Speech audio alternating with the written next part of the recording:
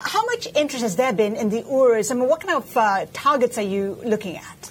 So with the Urus, as you were rightly told before, we want to double our volumes, and at the moment there is an incredible interest around the Urus, both in terms of price and in terms of customer. We have already orders that are covering 1 year, and the good thing is also that 70% of the orders are coming from people that were never buying a Lamborghini before. So means that this car is generating an incredible interest not only in the Lamborghini community but also outside, and this is also the target that we had at the beginning of the project. But you're facing some competition from the likes of Bentley, from Porsche, and also an automaker in China called Huasu. And Huasu is coming up with a copy version of the Urus. What do you make of that? This is something that I just learned this morning from you. I will take all the information necessary, because if it's a copy and paste, normally there are also legal regulations that are avoiding that someone is copying and pasting the product of someone else. Concerning the other brand that you mentioned, we are thinking that with the Urus we are not competing directly with anybody, but we are creating a new segment, because this is the fastest SUV in the world. This is a super SUV. This segment, it was not existing before, is we called also a super sport all-around car. So as performance of a super sport car with the dimension and the versatility of an SUV.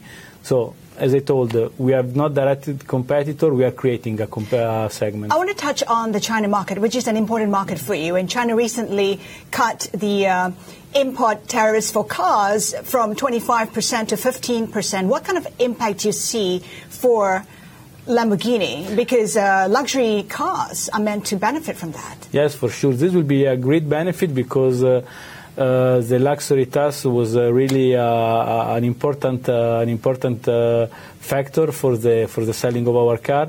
I think that everybody will act as we are going to act, most probably. So giving this as advance for the customer, this means most probably an increase of volume and a new boost for the sales, not only of Lamborghini, but of the luxury car manufacturer in China. Can you quantify the boost that you expect to see? I don't know so far, but maybe 10 to 20%, and the Urus for sure will boost together with this and will benefit even more, because the luxury taxation is based on capacity, and with the Urus is the first time that we are coming with in China with a car that is below the 4.0 liter capacity. This means that we can benefit from the taxation of this kind of engine.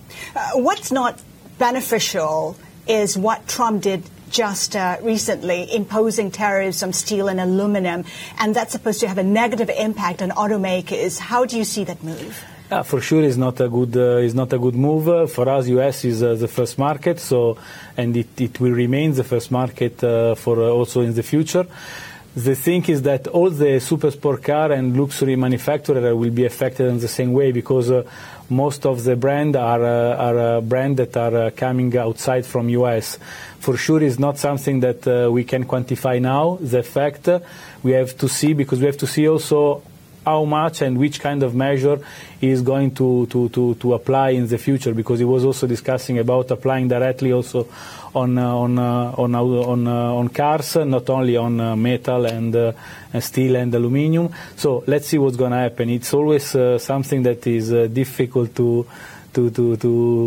foresee what's happening in US in this moment with Trump. Industry analysts have said that it could impact even the workforce. We could see a cut in the workforce and also impact on the adoption of technologies. Do you see that happening? Not now, and not in Lamborghini. So we are running in the same way, and we don't see. The point is that long term, as I told, it's difficult to predict what's going to happen with this measure, because if this measure will affect also other fields, and there will be also countermeasure from the other countries, like or from Europe, I think it will be very difficult to play in this kind of market. Federico, any plans for Lamborghini to IPO? At the moment, no. We are 100% owned by Audi, and we don't think that this is the moment for IPO for Lamborghini.